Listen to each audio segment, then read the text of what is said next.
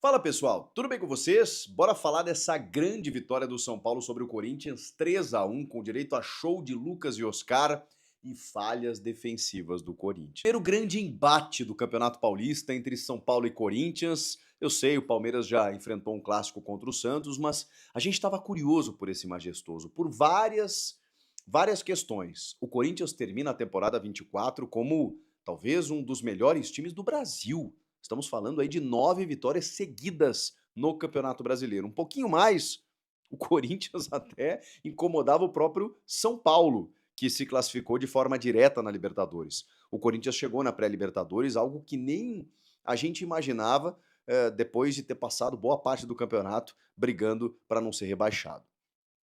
Começa 2025 e, claro, o time se mantém, mas com algumas ausências importantes. Breno Bidon, lá na seleção sub-20, e o Rodrigo Garro, que vocês já sabem os motivos.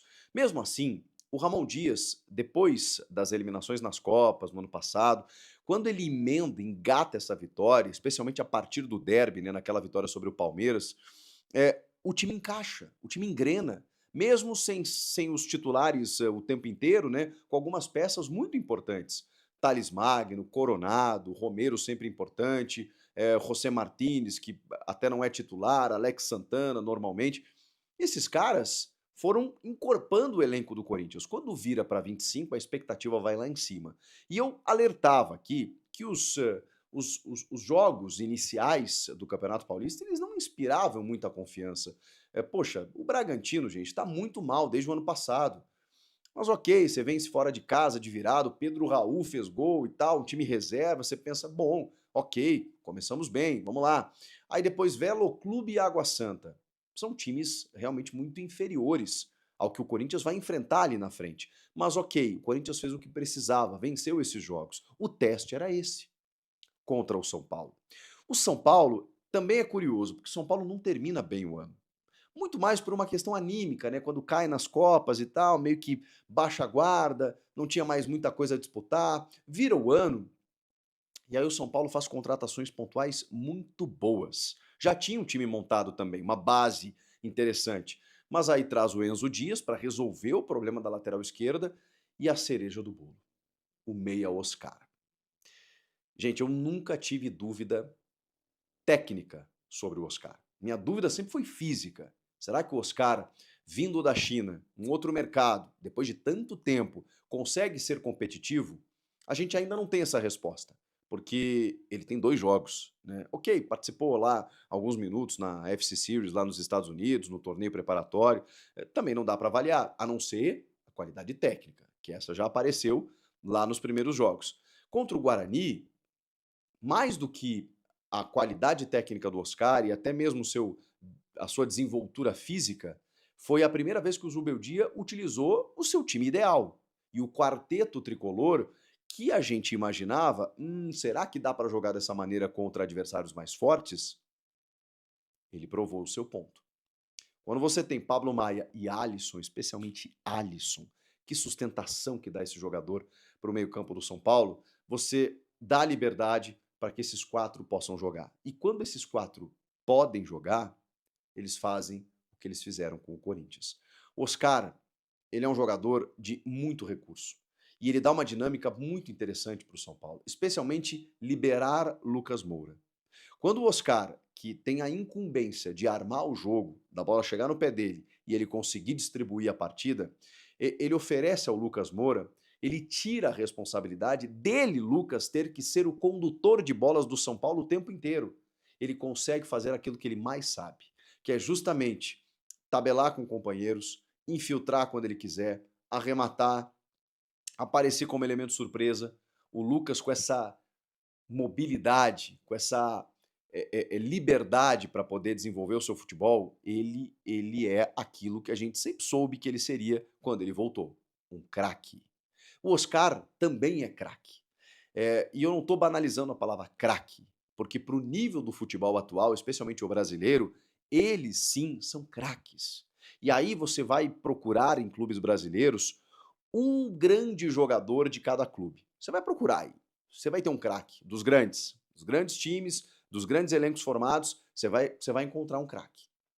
No máximo 2.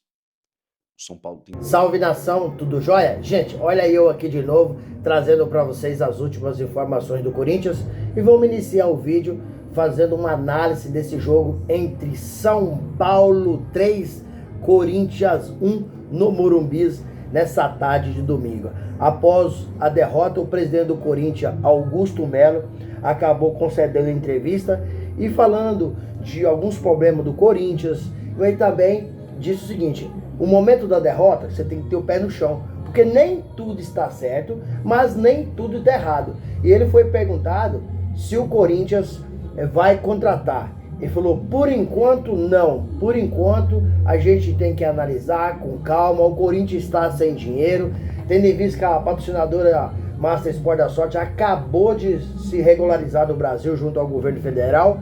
Então o presidente Augusto Melo aí falou um pouco desse jogo, falou que isso ia acontecer em algum momento e aconteceu contra o São Paulo. Nem tudo está certo, nem tudo está errado. E também o presidente deu fortes declarações aí a respeito do presidente do conselho, Romeu Tuma, diz ele que ele nunca foi amigo dele, né? Se ele está hoje no conselho, ele tem que agradecer Augusto que colocou ele lá. Então Augusto falou ao vivo, soltou mesmo, desceu a lenha, e Augusto está insatisfeito demais com o Romeu Tuma, porque diz ele que o Romeu está aproveitando a oportunidade, indo para a mídia e acabando aí manchando o nome do Corinthians. Após a derrota do Timão, os ânimos apareceram mais esquentados aí, tanto do presidente Romeu Tuma, quanto do torcedor que acabou aí criticando o técnico Ramon Dias, porque um clássico ele é diferente, um clássico é um jogo único, porque ninguém quer perder, né? No outro dia, todo mundo tirando sarro, né?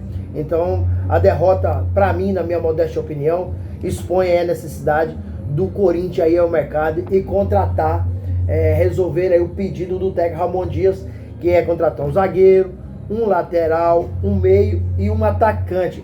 Cara, Kaká, não dá pra jogar na defesa do Corinthians não, pelo amor de Deus, vai ser ruim assim mais longe. Kaká que é jogador de 8 ou 80. Um dia ele arrebenta no jogo, no outro dia ele faz o gol contra. E o lateral esquerdo do Corinthians, não dá. Não dá. Bidu não dá. Acabou falhando, acabou errando, né? Corinthians precisa resolver. Ontem o time do Corinthians foi um time apático. Um time que deixou o São Paulo jogar. O São Paulo entrou no esquema tático de... o Corinthians começou jogando no esquema tático de 4-4-2 e o São Paulo começou em 4-3-2-1, né? Aí o Corinthians estava jogando recuado e o São Paulo jogando em linhas altas. O meio campo do São Paulo com o Lucas passava, o Lucas, por exemplo, o Lucas ele passava por Alex Santana como um avião, né? O Alex Santana nem percebia, o Lucas já tinha passado. E o Corinthians começou a se perder ali a partir do meio campo. Oscar deitou e rolou para cima do Ranieri. Ranieri, infelizmente, ele é um cara esforçado, dedicado, né? Mas precisa melhorar muito, senão não pode vestir a camisa do Corinthians. Uma derrota que abala as estruturas do time, né? Os jogadores tentaram aí falar que nem sabia que uma hora isso acontecer, mas você viu todo mundo apático, todo mundo... Luciano deu um baile também. Nossa senhora, tá jogando livre à vontade, né? Então o Corinthians não pode fazer o que fez ontem.